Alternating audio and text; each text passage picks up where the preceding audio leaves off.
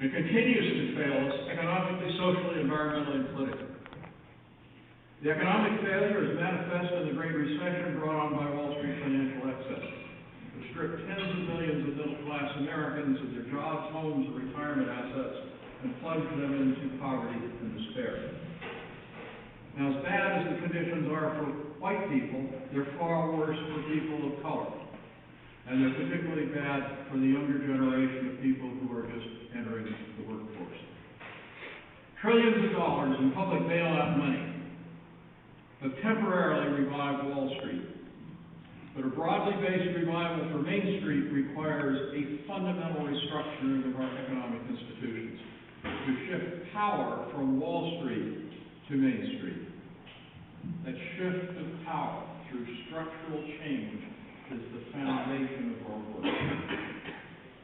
Now, it's now abundantly clear to anyone who's paying attention, and I'm sure that includes everybody in this room, that the leadership for the restructuring is not going to come from Wall Street, nor, unfortunately, is it going to come from Washington, D.C., because we're dealing with a Wall Street-Washington axis of power in cahoots with each other. The leadership must come from we the people, as has every challenge to illegitimate concentrations of power in our history. It always has, and it always will. The Wall Street economy's social failure is manifest in extreme and growing inequality that is unraveling America's social fabric. Even before the financial collapse, a tiny minority of executives and financiers experienced soaring incomes and accumulated grand fortunes as wages for working people stagnated despite rising productivity gains. Poverty has risen to a near 30-year high. Social mobility has declined. Millions lack health insurance. Schools are failing. Prison populations are swelling. Employment security is a thing of the past. And American workers put in more hours than workers in any other high-income country, all at the expense of their health and of family and community life. The Wall Street economy's environmental failure, driven by its addiction to endless, mindless economic growth and consumption, is disrupting Earth's climate patterns, reducing Earth's capacity to support life, and creating large-scale human displacement that further fuels the social breakdown. The Wall Street economy's concentration of wealth and power bears major responsibility for the failure of our political institutions. By reducing democracy to a weak, shallow, and corrupt charade, and stripping government of the capacity to provide effective corrective leadership in dealing with the Wall Street economy's economic, social, and environmental failures. Now, when I step back and look at this incredible mismatch between the institutions of the Wall Street economy that currently define our priorities as a society and the needs of our time, I sometimes wonder whether we humans are perhaps victims of a very bad cosmic practical joke. Imagine with me the Greek gods on Mount Olympus. They're gathered in council to discuss what to do about those arrogant little humans down there on that little planet called Earth. Hephaestus, god of metalworking, fire, and building, says, those humans think they are so damn special. We grant them technologies that give them godlike powers, and yet they show us no respect. What are we to do with them? Zeus, the ruler of the sky, says, I could just wipe them out with a bolt of lightning. And the gods debate this idea for a while. Eventually, Hermes, the god of commerce and cunning, says, Zeus, that old bolt of lightning thing, that's too easy, and isn't it just a bit crude? Let's make it more interesting. Let's set up those humans to destroy themselves. I've got a cool idea. It involves a little illusion. I have the power to induce a trance that will make the humans perceive money, which really is nothing but a number, to perceive it as real wealth, as the measure of individual accomplishment, and of the power and glory of nation state.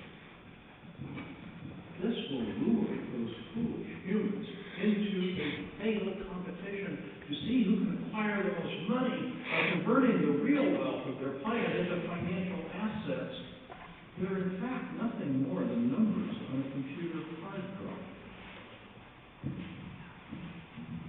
They'll soon be destroying each other and ultimately the natural systems they depend on for their food, water, and energy. The real wealth of the planet and the society. We'll be rid of them by their own hand, and it would be so much more amusing than a simple vote of light. Also,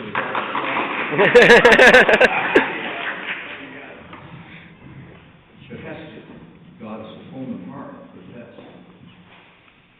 These humans are basically good creatures with remarkable potential. We should not destroy them for our own amusement. The scientists are much too smart and dedicated to their families and communities to fall for that cheap trick. It won't work. Aphrodite, the goddess of love and beauty, says, I agree with Hestia. Surely they will see through the illusion and love will triumph in the end. Let me awaken that love and we will see that they are capable of much good. But Ares, the god of war and Hades, god of the underworld, overruled, and Ares, the god of war, and Hades, god of the underworld, overruled Aphrodite and Hestia. Ares says, let Hermes have his fun. It will provoke more war, which will indeed be entertaining. Hades adds, and they will begin the torment of their souls even before they arrive at Hades to suffer eternally for their arrogant stupidity. I love it. So Hermes seduces trance, and unfortunately it seems we foolish humans fell for it, at least so far. But it isn't over yet. There's good news, because millions of people are waking up from the trance and engaging in rebuilding their local economies and communities based on principles of caring and cooperation. Your vision of the future of the co-op movement in the Puget Sound area puts you at the forefront of this awakening. You could get through Aphrodite and Hestia right. The outcome is in your hands. Now, for more than 3 decades, Wall Street interests have been using their influence over the institutions of the media and academia to induce the equivalent of Hermes' diabolical trance. By advancing a program of ideological indoctrination and market fundamentalism that would have us accept, number one, the myth that it is our inherent human nature to be individualistic, greedy, competitive, and violent. Second, the illusion that we live on an open frontier of limitless resources that are free for the taking to grow the economy forever and ever. And third, the belief that money is wealth, money defines the value of life, making money is our highest human calling, and everything related to money is best left to the market. Now, have you ever wondered at the insane logic of those who say we have to destroy the environment so we can accumulate enough money, enough numbers in our computer hard drives to end poverty and save the environment?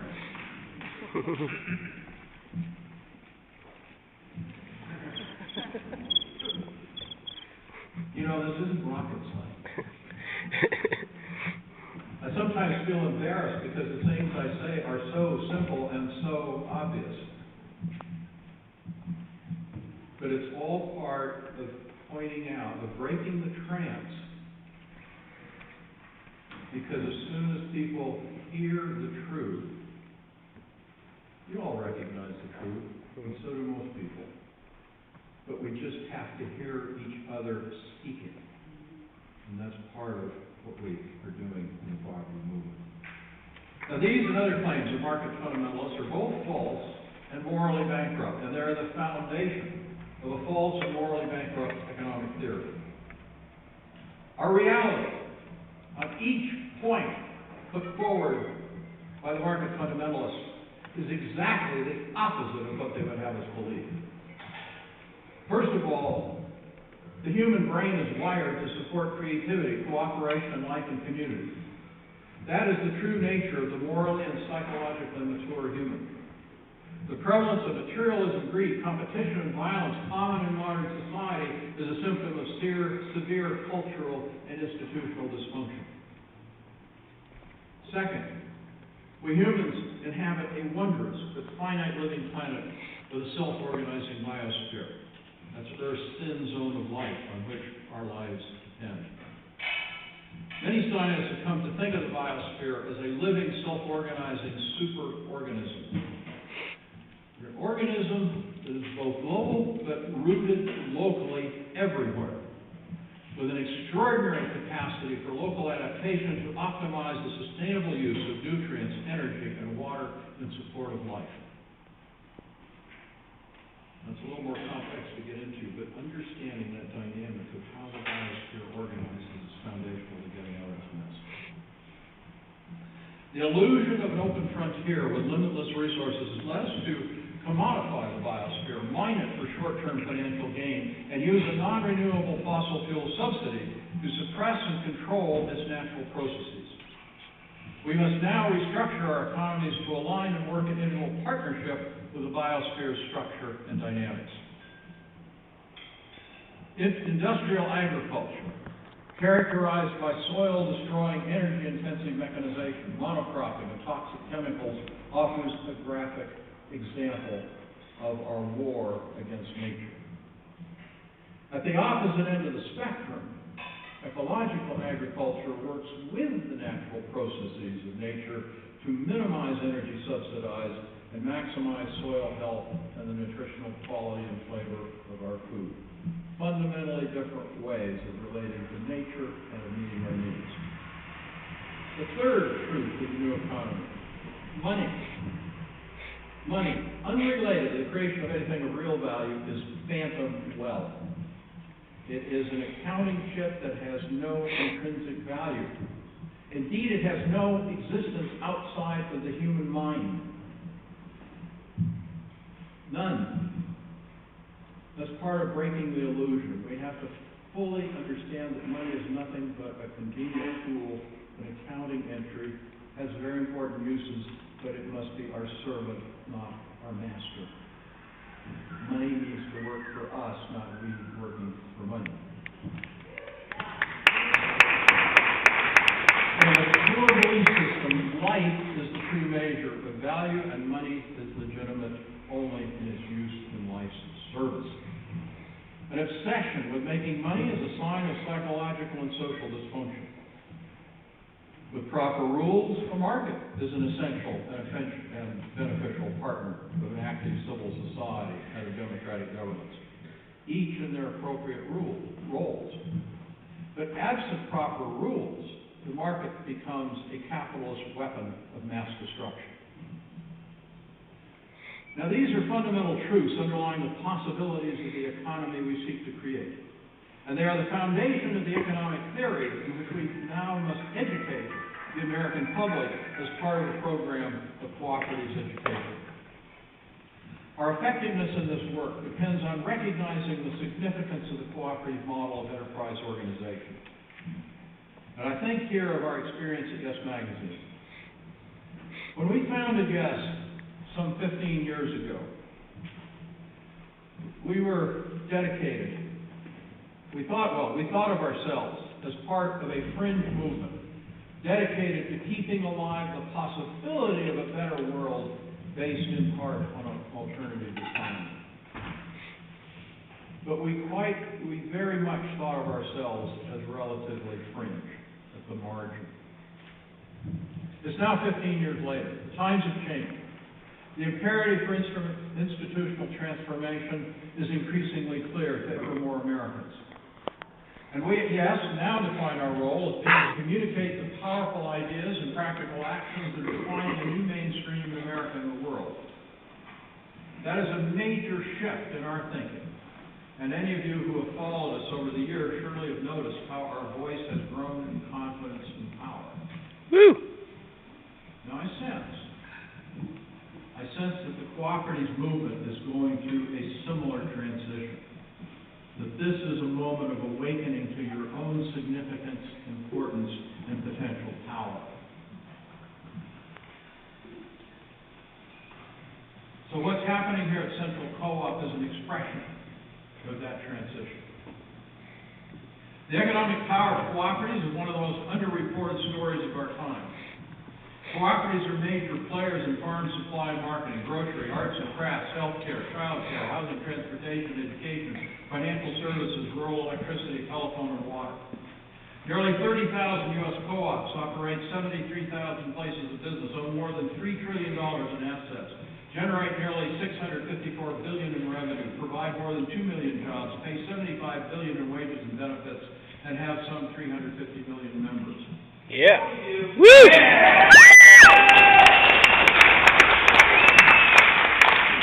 Now, even recognizing the double counting, given that the entire over 18 population of the United States is only 223 million, we can be confident that a substantial majority of American adults are owner members of one or more cooperatives.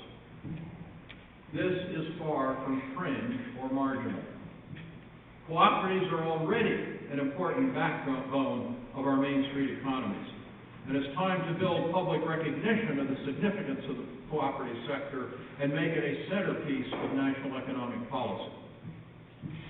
Now, as you know, the public hears a lot more about the Wall Street economy than about the Main Street economy, let alone the cooperative segment of the Main Street economy.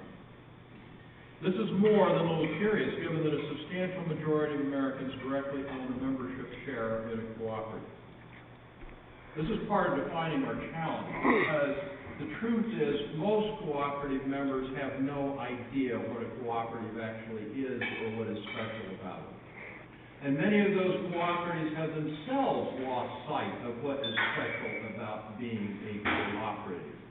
And that's why I was so excited to come meet with you folks today, because I know that this cooperative is developing that awareness, and you are coming to terms with what the implications are, and that is extremely exciting. Woo!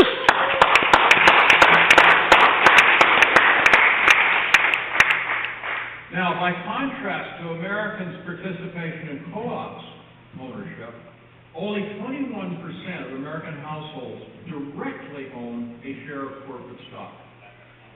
The percentage of households who own a share of stock either directly or through a mutual fund or retirement account is only 49%, less than half. Thus, we may conclude that substantially more people have an ownership stake and personal interest in a cooperative than they do in a Wall Street corporation. And we need to build on these simple facts. The cooperative movement has enormous potential political clout, and it now must mobilize to actualize that potential.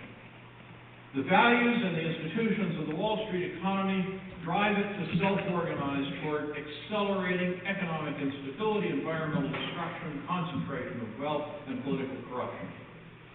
Our future depends on displacing that Wall Street economy with a new Main Street economy that self-organizes toward three very different outcomes: ecological balance, shared prosperity, and living democracy. Now, to achieve ecological balance, we must reduce aggregate human consumption to bring our species into balance with our biosphere. But to reduce aggregate consumption while meeting the material needs of all the world's people, we must achieve shared prosperity through an equitable sharing of Earth's real living wealth, which in turn can be achieved and maintained only through living democracy, a process of active, bottom-up, popular economic and political participation that goes far beyond the ballot box. These three outcomes all align perfectly with the foundational principles of the cooperative movement and the structure of the cooperative enterprise. Now, the work of creating a new economy of ecological balance, shared prosperity, and living democracy calls us to declare our independence from Wall Street and engage the practical work of rebuilding Main Street economies based on a profound transformation of cultural values, institutional power, and ways of living. We must shift the economic systems defining value from money to life, its focus of decision-making power from global corporations and financial markets to local people and communities, and its defining purpose for making money and growing profligate consumption for the few to supporting healthy, joyful living for everyone. Yeah.